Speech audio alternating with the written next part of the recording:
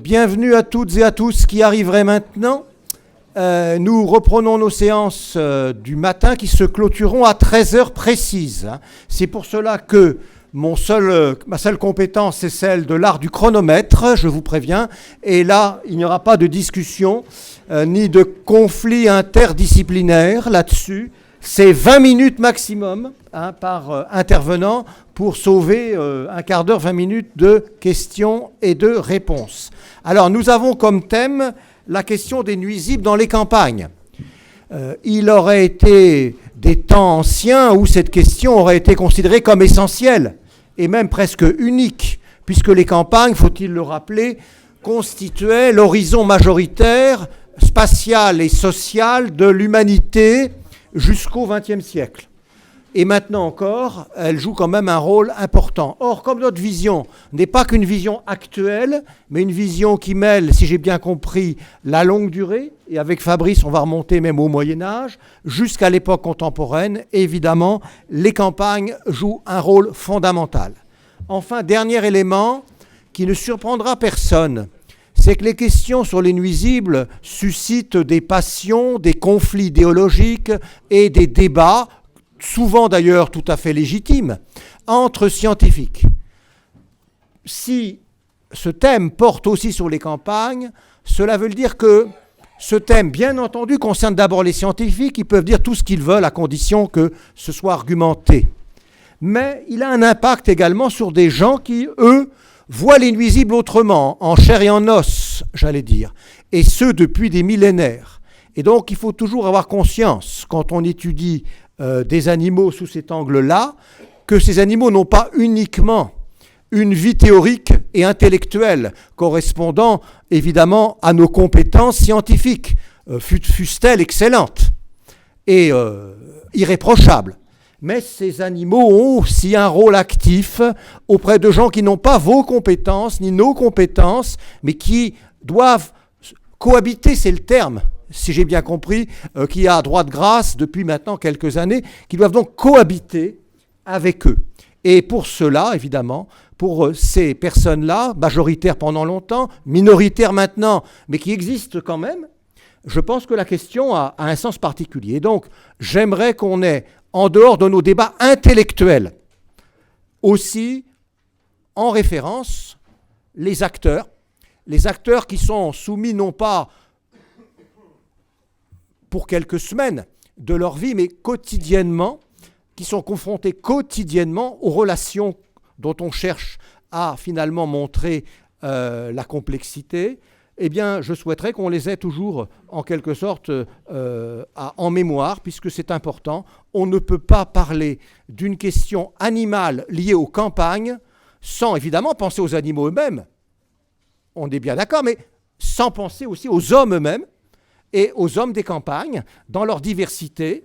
Mais évidemment, dans cette diversité, il y a aussi et d'abord des exploitants agricoles, des producteurs qui sont engagés dans la céréaliculture, dans l'élevage et dans bien d'autres productions. Donc j'ai beaucoup parlé. Maintenant, Fabrice, nous commençons donc sur les animaux nuisibles dans les campagnes au Moyen-Âge. Merci. Je récupère là.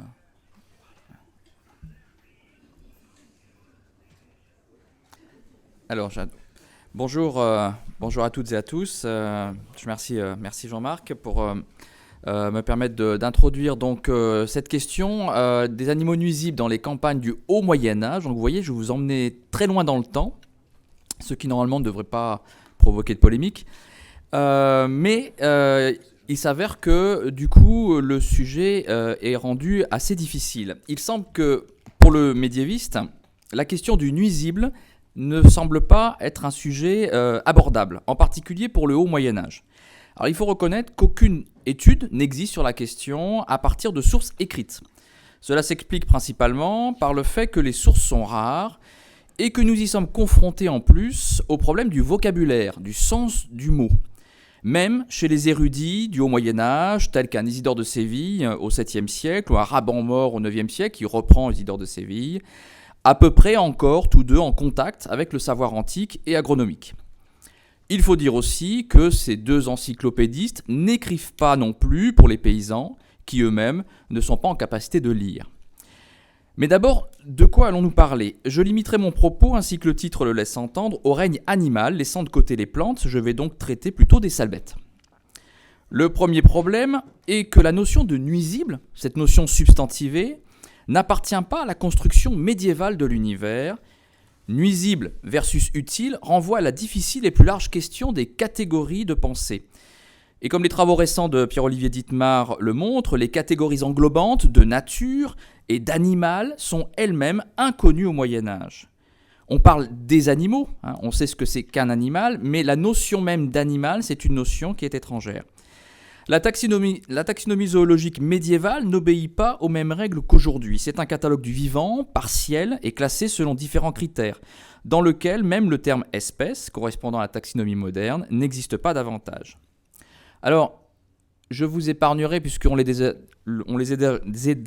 a déjà longuement vus hier, ces principes rappelés donc, pour les nuisibles, le contexte dans lequel il y a destruction. Ce qui m'intéresse, Ce qui m'intéresse, c'est ce droit de détruire, donc tiré des pages du développement du ministère de l'Environnement. C'est ce droit de détruire qui répond à 4 grandes catégories de situations qui, a priori, correspondraient bien aux préoccupations aussi médiévales dans la perception de l'animal malfaisant, nuisible, en tout cas qui pose problème. Et en particulier, donc, 3, je mettrai de côté assurer la protection de la flore et de la faune, car les considérations écologiques, évidemment, sont totalement aussi étrangères, à la fois à la pensée, à la pratique, au Moyen-Âge. Autrement dit, si on reprend donc l'intérêt de la santé et de la sécurité publique, prévenir les dommages aux activités agricoles, sylvicoles, aquacoles, prévenir les dommages à d'autres formes de propriété, on est là finalement à lutter contre toute forme d'intrusion dans l'espace humanisé. Et c'est bien cette opposition entre l'espace humanisé et un espace qui devrait être laissé libre à la faune mais qui n'a pas intérêt à venir empiéter sur l'espace humanisé que se place peut-être cette fracture, cette séparation entre ce qui peut être nuisible et ce qui ne l'est pas. Le substantif nuisible n'existe pas dans le lexique latin. C'est avant tout donc un corpus d'adjectifs qui renvoie au champ sémantique du corps social. Aussi, tous ces termes et qualificatifs ne sont pas destinés en priorité à qualifier l'animal. Nocens, nocentis va signifier aussi coupable, impie, criminel. Nocentia, la méchanceté, la culpabilité. On trouvera également un autre champ lexical, celui de néfas, et qui va avoir davantage une connotation religieuse. Sans entrer dans les détails, il est intéressant de noter que les textes du Haut-Moyen-Âge utilisent ces termes également pour qualifier les hommes aux mœurs sauvages, mais aussi les impies, ou bien les femmes. Moi j'avais dit que ce ne serait pas polémique. Pour le moine en effet, la femme n'est-elle pas la pire des nuisances ? L'ultime tentation des saints après que le diable a envoyé pour lui nuire les serpents, les scorpions et tout un tas de bêtes malfaisantes ? Oui, parce qu'elle entre là où elle n'y est pas autorisée, elle perturbe l'équilibre et met en danger l'existence même du pieux solitaire, l'homme spirituel. Finalement, donnez-moi vos nuisibles et je vous dirai qui vous êtes. Mais revenons à notre espace rural. Pour pouvoir avancer, je propose de partir de la définition suivante, simple et critiquable. Ce qui est nuisible pénètre dans l'espace humain sans y avoir été invité et en perturbe l'économie, au sens aristotélicien du terme, c'est-à-dire la bonne gestion de la maison, voire porte atteinte à l'existence humaine. L'idée d'animal nuisible se heurte d'emblée à la pensée chrétienne du monde contenue dans la Genèse. Tout a été créé par Dieu pour combler Adam. Dieu ne peut pas avoir créé des créatures malfaisantes exprès. C'est donc la faute, le péché originel, qui a engendré une adversité homme-animal qui repousse un certain nombre de créatures dans l'affrontement avec l'homme. Certaines oppositions sont récurrentes dans le discours des clercs et dans la construction de la culture médiévale, d'autres sont épisodiques et circonstancielles. Dans le discours exégétique, les animaux ne sont pas univoques et en général doivent être considérés toujours dans un jeu de combinaison. Chaque animal donc peut avoir un sens positif et négatif. L'approche savante considère d'abord et surtout l'animal nuisible pour l'homme, sa survie, son intégrité, exceptionnellement pour l'économie rurale, les récoltes ou l'élevage. Aussi, dès les premiers temps du christianisme, la faune des enfers est principalement constituée par des animaux féroces, dont la corne, les sabots ou les crocs déchirent, et aussi par les reptiles, les insectes et les vers. Cette promiscuité avec les animaux rampants constitue à la fois le symbole de la déchéance des damnés et la matérialisation désagréable de leurs tourments éternels. Cette faune se retrouve dans toutes les évocations de l'enfer durant le Haut Moyen-Âge et même après. Le diable lui-même est fréquemment désigné par le terme bestia. Isidore de Séville, dans sa taxinomie, distingue le groupe du bétail, pecus, associé aux bêtes de somme, jumenta, et celui des animaux sauvages, bestiae. Les premiers sont désignés de manière plutôt positive, car ils aident les hommes dans leurs actions. Ils sont donc utiles. Isidore les regroupe sous le terme de pecora, désignant à la fois les bestiaux appropriés au service et ceux destinés à la consommation. La catégorie des bestiaires groupe les bêtes qui, comme je le dis Isidore, de la gueule ou des griffes, manifestent leur férocité, en excluant les serpents qu'il met dans une autre catégorie, le chapitre des serpentibus. Le chapitre des minutis animantibus est fondé, lui, sur un facteur d'ordre morphologique, c'est la taille, c'est les petits animaux qui sont rassemblés là. Les petits rongeurs, tels le mulot ou la souris, côtoient donc là les petits carnivores, comme la belette, et même quelques insectes.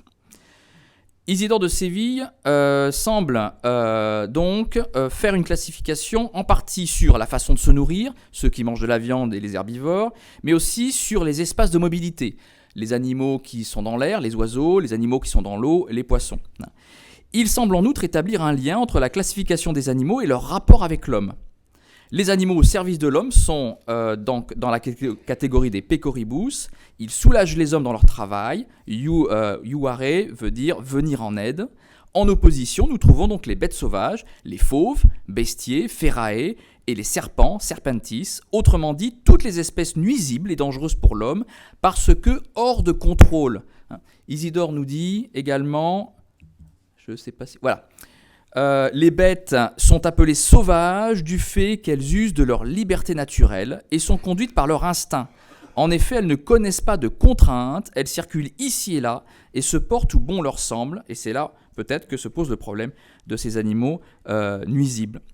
Chez Isidore, on ne trouve que de très rares considérations agronomiques ou zootechniques, en dehors des notices sur les bovins et les équins. C'est donc simplement au détour d'une notice qui cherche à donner du sens aux mots, donc à l'œuvre de Dieu, c'est ce qu'il a appelé les étymologies, que l'on détecte quelques informations. Alors, ce que l'on peut ressortir de tout ça, c'est que potentiellement, toutes les bestiaires sont nuisibles. Isidore explique que les bestiaires viennent de la violence, de leur cruauté. Le mot bestia désigne uniquement des espèces carnivores et plutôt de grande taille. Elles sont également susceptibles d'intrusion, car elles sont libres d'aller où bon leur semble. Chez les oiseaux, on va trouver guère que le milan, qui est pointé du doigt comme un nuisible, car il dit très grand prédateur d'oiseaux domestiques qu'il est. Les rongeurs sont tous des animaux aussi plutôt antipathiques dans cette classification, car ils appartiennent au monde chtonien. Ils viennent de la terre et s'y réfugient, et en général, ça n'a rien de bon. Y compris les insectivores, dont les savants taisent l'utilité agronomique de destructeurs de parasites. La musaraigne, par exemple, par un jeu étymologique, c'est la souris-araignée. La taupe, le hérisson sont porteurs d'images négatives, bien qu'aucun n'apparaisse dans un discours agronomique. La belette, elle, a une image plutôt positive. Isidore de Séville s'intéresse à elle en décrivant une espèce sauvage et une variante domestique qui se nourrit de serpents et de souris, ce qui semble être confirmé par l'usage parfois de la belette dans les maisons médiévales pour lutter contre les souris. Et selon Jacques Voisenet, sa valeur positive est renforcée après le XIe siècle chez les clercs en raison de son état quasi domestique, tandis que le chat, autre prédateur de souris, tombait dans une forme d'infernalisation alors qu'il remplit le même rôle. Dans un texte moralisateur d'ailleurs, écrit par Hermol de Lenoir au IXe siècle, un chat est chassé violemment par un solitaire à qui on reprochait trop de familiarité avec lui, ce qui l'éloignait de Dieu. Mais à l'inverse, le même texte peut suggérer qu'il y avait cette familiarité avec l'animal que le clerc reproche à un autre, mais qui existe. Et il y a une affection, un rapport affectif possible, et donc là aussi on doit revoir la position, la situation du chat dans les habitations. D'une manière générale, le Moyen-Âge a du mépris pour tout ce qui se déplace près du sol, dissimulé dans les herbes. L'évêque de Séville fait l'énumération des insectes, évidemment tous désagréables. Alors il m'en manque une, tant pis, On peut revenir en arrière, là ? Non, c'est pas ça. Si. Oui. Les insectes, voilà, que vous aviez ici, tous désagréables. Sinomia, la mouche canine, le moustique, Culex, Sinif, la mouche minuscule aux aiguillons insupportables, qui constitue elle-même la troisième plaie d'Égypte. Vespa, crabeau, donc la guêpe et le frelon, de même que le thon, les moucherons. Alors, frelons et bourdons sont considérés comme nuisibles car ils ne travaillent pas comme les abeilles. Mais les abeilles peuvent pourtant être désagréables puisqu'elles piquent, et elles peuvent même être considérées comme un véritable nuisible agricole. Isidore de Séville parle des apianes, de cette variété de vignes qui font un vin doux et liquoreux, et il dit que si on ne se hâte pas de cueillir le raisin, les pluies, les vents et surtout les abeilles endommagent les récoltes.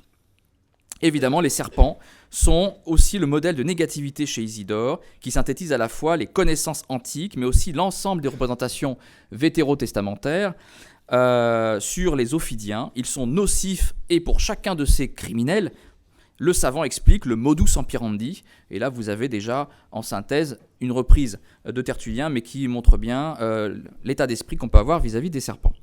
Et enfin, les vermis, les vers, connaissent la même dépréciation. Sensus, scorpions, qui font partie des vers dans cette taxinomie, chenilles, ou encore les termites. Et enfin, tous les parasites, les vers de viande, vermes carnium, le pouls, la puce, la punaise, la tique, etc. Alors, dans cette collection, je ne détaillerai pas, parce que c'est assez connu, je voudrais aller assez vite, le cas des nuées d'acridiens, les criquets migrateurs, documentés, dont le phénomène est bien connu depuis l'Antiquité et décrit par les sources avec de remarquables détails parfois. C'est ce que vous avez sous les yeux.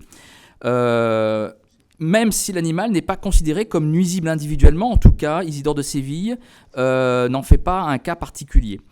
Ce fléau, déjà rare, n'a atteint les régions du nord de la Gaule que d'une manière exceptionnelle. Grégoire de Tours en parle en 560, dans l'Auvergne. Il y a une situation similaire dans la Meseta espagnole en 584, en Lombardie au Trentin en 591-592. Et à chaque fois, que ce soit pour Isidore de Séville, pour Grégoire de Tours ou Paul Diacre, ce sont des signes annonciateurs d'autres catastrophes. Ce phénomène est systématiquement comparé aux plaies d'Égypte. Ces événements marquent surtout les 5e, 6e siècles. Aucune invasion n'est signalée d'après les sources au 7e. Et on a un cas spectaculaire au 9e siècle. Spectaculaire parce que particulièrement bien décrit et connu par les sources. Vous avez ici donc cet événement qui a lieu en 873, des sauterelles qui provoquent la terreur en Italie et même outre-Rhin, entraînant la famine, d'après les chroniques, en plusieurs endroits. On nous dit, donc ça ce sont les annales de Fulda, et les annales de Xanthène racontent aussi qu'elles se sont déplacées, avec une description donc vraiment d'entomologiste, vers le nord, sur les bords du Rhin. On les signale également donc la même année, et finalement c'est Réginald de Prume, qui donc est un observateur encore plus septentrional, qui va dire que finalement cette nuée finit sa course en mer du Nord par un gigantesque suicide collectif. Il y a donc plusieurs catégories ou plusieurs nuances dans la qualification ou l'appréciation d'un animal en tant que nuisible. Il y a ces catastrophes exceptionnelles, mais qui ne fait pas de l'animal pris individuellement comme un nuisible systématique. Il y a aussi des circonstances qui font qu'un animal sera vu à un moment donné comme un nuisible. Les sources font état d'intrusions épisodiques, la plupart du temps de mammifères, dans l'espace humanisé. Et c'est toujours lié, dans le discours, au désordre général de la société. Ainsi, à la fin du 5e siècle, Isidore Sidoine Apollinaire évoque-t-il le chaos engendré par l'installation des peuples barbares dans la Gaule romaine, en témoignant qu'on pouvait voir avec stupéfaction des cerfs ayant perdu leur douceur naturelle, établir avec une audace redoutable leur tanière sur la place publique. La mention du cerf comme nuisible, évidemment, est exceptionnelle. Aussi rare est également la mention du renard, considéré comme ravageur.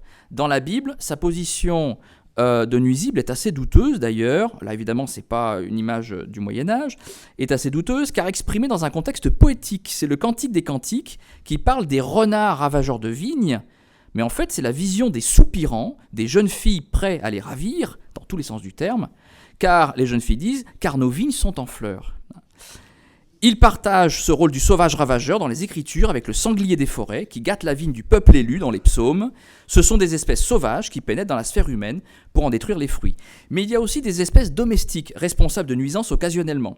Grégoire de Tours relate notamment l'exemple de l'évêque Nicétius en route pour la prise de son épiscopat à Trèves, accompagné par les hommes du roi Thierry qui décèlent délibérément leurs chevaux qui s'égayent dans les champs de blé voisins.